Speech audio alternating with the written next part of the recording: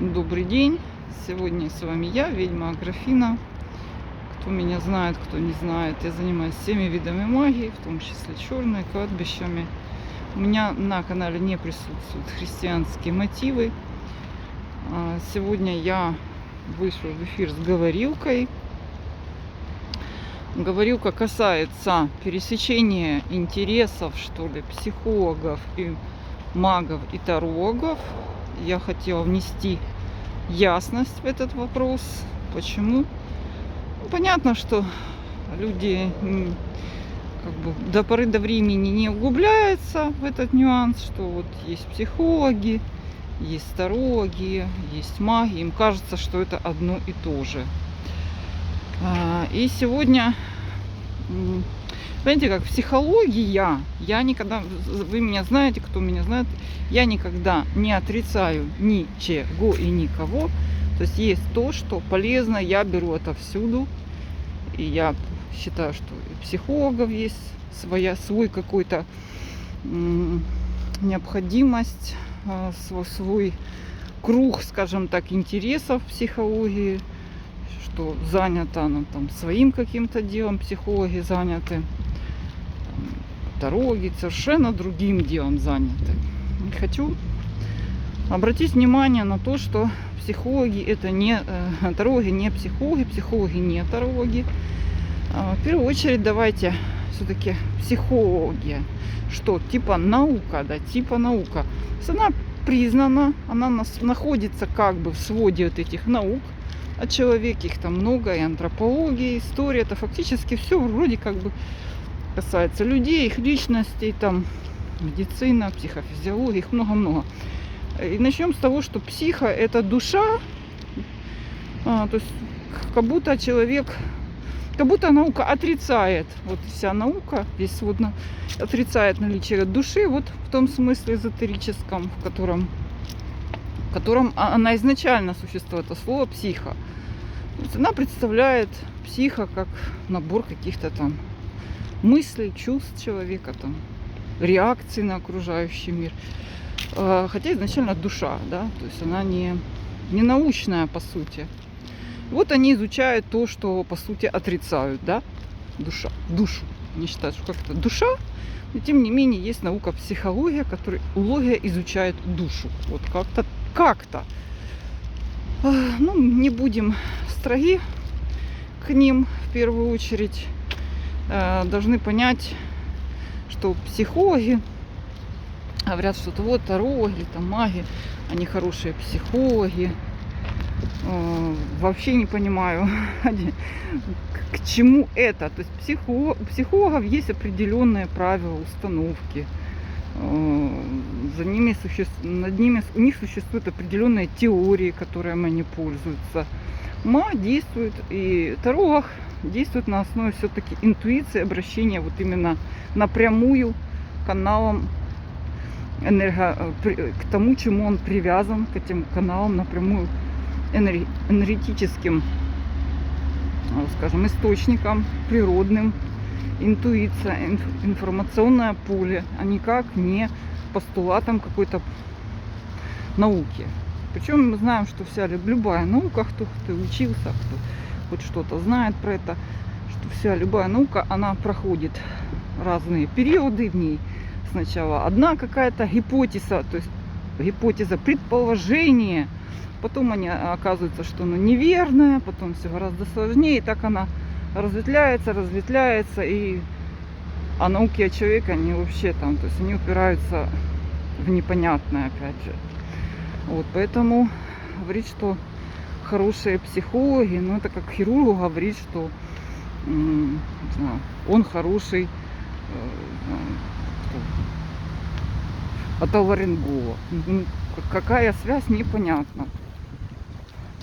У них все по-своему, все по-другому. Плюс к тарологу люди хотят тогда, что вот в чем проблема магии, в чем проблема таролога, в том, что хотят навалить на них весь негатив и решить все проблемы за один сеанс. Что такое? Таролог, он должен быть и психологом, и магом, и жнец на дуде, и грец, и танцор, и кто только там, и актер, понятно. Хорошая профессия, ничего не скажешь. И, соответственно, уровень запросов зашкаливает к этим тарологам. Постоянно вижу мои коллеги там, терпеливые люди, что можно сказать. Им только памятник за терпение можно поставить. То есть, терапии нет у таролога. Таролог может сделать, просто пойти навстречу человеку, взять на себя эти функции какие-то, или нумеролог может, понятно. Но это не его прямая обязанность от слова вообще. Потом коснусь такого вот психологические всякие советы. Сейчас их дают люди друг другу, причем очень много психологов. Люди, сейчас мир такой. Каждый человек говорит, я психолог. Ну понятно. Он пришел к тому, что он заинтересовался душой, да, психо, что и он обязательно на научной основе. Если психолог, это обязательно приверженец науки, который считает всех там магов, тарологов шарлатанами, все это не научное, не подтвержденное. Ну окей, при этом он изучает психо, душу. И дают советы. Советы, причем, да, действительно есть такой момент, что человек, поговорив с психологом, ему становится легче на какой-то момент. Это правда, это нужно. Окей. Ну вот, например, совет, чего стоит совет психолога. Общайтесь с успешными людьми, не общайтесь с неуспешными. И очень много тиражируется на эту тему цитат. Дескать, если вы будете общаться там с 5 миллионерами, то вы станете там 6-м. Так, по-моему, да, 5 нужно. То есть они число знают, 5. Или вы будете общаться с неудачниками, и вы станете 5-м неудачником. Давайте разберемся. Многие из нас работают на работе, да? У вас наверняка многих директор или даже клиент или покупатели. Вот я, допустим, в архитектуре работала, у меня был директор, у меня приходили заказчики вообще, которые очень богатые люди, это часто были, очень. И вот с ними кто только не общался, да.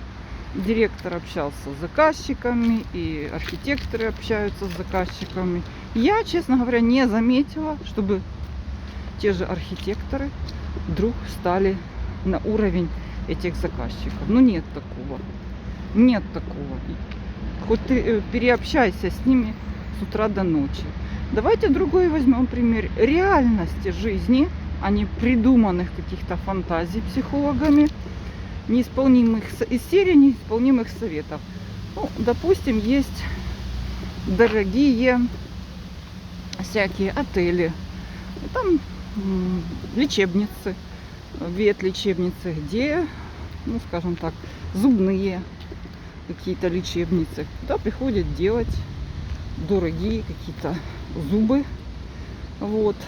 И что вы там, допустим, работаете. Ну, допустим, работает какой-то медсестра. Она что? Она общается каждый день с этими людьми. И что? Она вдруг становится миллионершей? Да нет. С чего вдруг? Значит, обманывают нас психологи. Что-то они не договаривают. Потом они... Да, есть такой нюанс, что вы должны с ними дружить. Опять же, а как это реально восполнить? То есть на работе и все общение, вы можете общаться с этими людьми, но на работе. И в какой-то близком общении вы не сможете с ними общаться, сблизиться с ними даже, ну, потому что у вас рабочие темы и вас воспринимают как обслугу. Ну, те же водители, там есть горничные, что вы видели? Да, есть такое, что горничная полюбилась какому-то там миллионеру, стала его там содержанкой или даже женой, бывает такое. Но это, видите, не совсем то, о чем нам говорят. То есть общаться, да, общаться не имеет в виду что достичь какого-то брачного союза, вступить с ними. То есть вот вы должны с ними дружить. То есть выяснили, что общение, оно имеет разный угол, да? То есть он никаким образом не связано с вашим успехом. Вот хоть 100 человек, все они будут миллионеры, но если вы работаете с ними по работе, вы всего лишь сторона какого-то рабочего процесса, больше ничего. Так, по дружбе. Дружба. Как вы насильно можете задружить с ними? Ну вот что, о чем это вообще речь? Или те же, да, вот, кстати, в негативном смысле срабатывает 100%. Почему? Потому что если вы действительно общаетесь, а проще всего липнут к вам люди, кто жалобщики, потому что они ищут кому присосаться. В негативном аспекте 100% работает, да. Если вы будете общаться с жалобщиками, особенно если вы на их уровне, вам будет очень трудно от них всплыть из этого болота. Они будут вас всеми силами вниз тянуть. Ну, можно. При помощи магии, тем не менее, можно. Как вы будете к ним относиться? И вот идет самый главный аспект, о котором почему-то психологи молчат. Они предлагают вам общаться, там, общайтесь с успешными. Успешные люди, пока вы не достигли их уровня, будут воспринимать желание общаться с ними как вампиризм. Какая-то мания, вот она ищет. Это сразу заметно становится. Какая-то липучка, да, начинает хотеть общаться с тобой. Это все сразу заметно, идет отторжение. Что она хочет. Потом все это чувствуется людьми. Происходит, то есть у вас нет общих тем. И самое главное идет, что идет столкновение мировоззрений. Пока вы находитесь в одном состоянии, у вас один взгляд на мир. И для того, чтобы, вы говорите, успешными стать, там, люди что делают? Они идут на какие-то, смотрят, подписываются на каких-то богатых девушек, которые там в Инстаграме показывают свою жизнь красивую, какая у них там любовь, кстати, вот. И своего рода, это какая-то приближается, да, этот совет, вот их приближает, вроде бы как бы они смотрят на это, но это, к сожалению, это фейк. Да, живое общение, конечно, просто недоступно. Фейки, общение на работе, смотрение на этих всяких блогерш, которые там, как топовые, они там миллионами на них смотрят, они показывают свои сумочки, они показывают свои там отели. Да, все это прекрасно. Но самое важное все-таки отношение к жизни, отношение к вещам и к людям. И вот этот момент, который он не идет ни через какие-то блоги, он не идет через рабочее общение, потому что вы там обсуждаете только работу. Чтобы перенять у людей успешных, счастливых, да, что-то полезное, почему-то психологи не говорят, что надо слушать их. Особенно тех, кто раскрывается. Вот это единственный доступный способ. Как вы задружите с какими-то там людьми успешными, которые ведут совершенно другой образ жизни? Никак, это все обман. Если вы к ним начнете клеиться, они начнут вас выпихивать, отторгать вас. Вам по-любому вам надо искать к ним подход. Это уже совершенно другое. Просто так этот совет неисполним. Вам надо искать к этим людям подход. Какие-то применять дополнительные усилия. Кстати, можно магически этому способствовать также. Но также надо и на физическом уровне куда-то ходить, какие-то попытки предпринимать, те же в сетях. То есть это все возможно, да. Но это дополнительно надо что-то делать. И самое простое, вот я считаю, что есть достаточно среди успешных людей есть люди открытые, которые не просто там фейками. То есть это весь Инстаграм, это практически фейк. Все, что они пишут, это 90% это нанятые всякие копирайтеры. Они представляют некий образ заманчивый и все. А вот самые открытые люди, кстати, это бизнесмены. Вот откройте, что они там говорят. Есть такие люди, которые честно, открыто рассказывают, как они теряли в своей жизни, как их предавали, как они вставали, как они начинали все заново, как они шли к этому успеху. И причем на разного уровня, они разного уровня есть эти люди, но они, главное, что они должны быть открытыми. Вот там есть смысл общаться. А так вот этот совет, обычный человек, он становится в тупик. Как это? Вот вы не общались с этими людьми, потом вы увидели, ага, вот какой-то успешный, пойду пообщаюсь. Но это так не работает. Даже человек, который там неуспешный, он будет бояться вас. Что-то вы вдруг не общались, и тут вы что-то решили пристать к нему. Что-то тут не так. Это этот момент, вот этот, как себя, как вести, как найти подход к человеку. Об этом никто не говорит почему-то. Вот это психология. Вот так вот они какой-то факт подали горячий, растиражировали. В чем-то они правы, конечно, но выполнить этот совет чаще всего невозможно. Часто этот совет формально он не работает, как я вам сказала, ни на работе, ни где-то там вы пришли что-то там убирать этому богатому человеку. Ну кто, ну что там эти. Да, домработницы иногда там неплохо получают, согласно, и водители всякие эти. Чуть-чуть что-то есть, но они не становятся на уровень.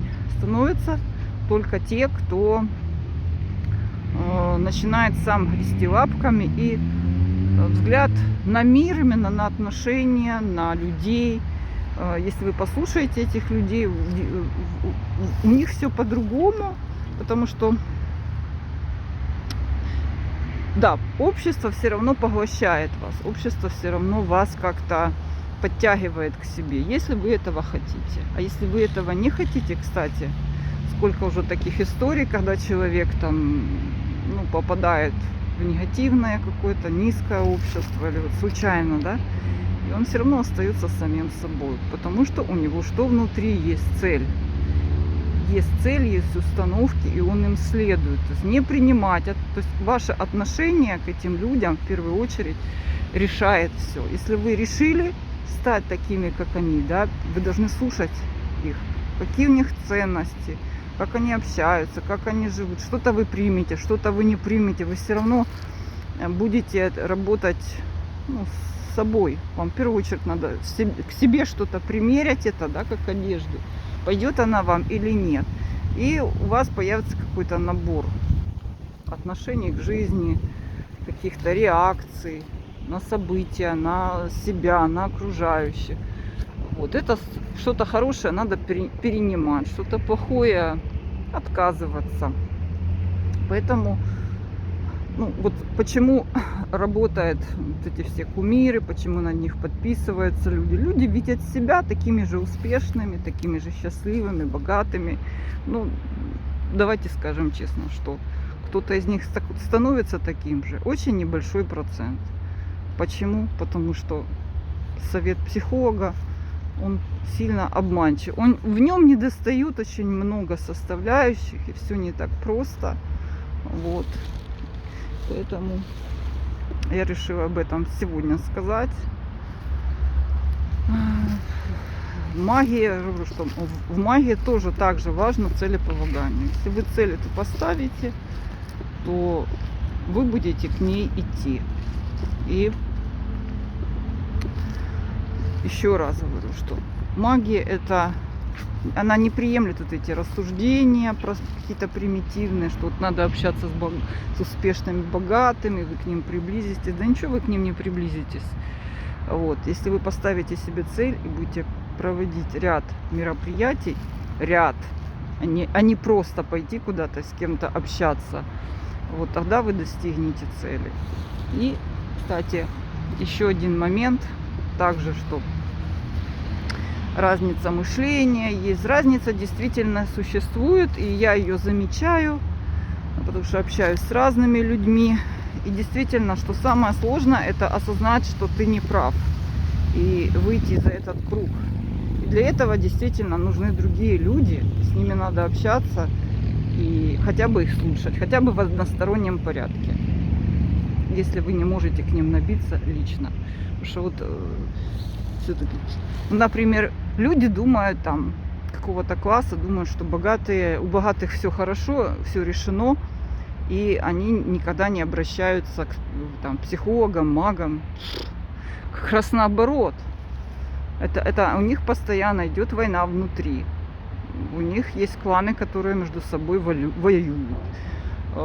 Плюс это есть бесконечное перераспределение того же капитала, где война за эти ресурсы, они весьма ограничены. Те же нефть, тоже там золото, те же там алмазы. Все это ограничено, за это все воюют. И война это очень жестокая, скажем так. Поэтому очень ошибочно думать, что все это так просто, и что они вот там сидят и ни о чем не парятся. Они делают очень много, вплоть до того, что там целые штаты нумерологи, астрологи, и психологам они обращаются, чтобы хотя бы удержаться на одном месте. Но каждый все-таки специалист решает свою проблему, и либо своим способом. Да, я не могу, может быть, хороший психолог достичь там чего-то, что вы можете достигнуть, ну, скажем, каким-то ритуалом. Но можно к психологу от года 2 ходить, и того же можно достигнуть магическим ритуалом. Потому что магия другими путями идет, и часто эти пути более короткие. Вот так. Ну, я пока с вами прощаюсь. Пишите. С вами была Графина. Все мои контакты под этим видео. До свидания.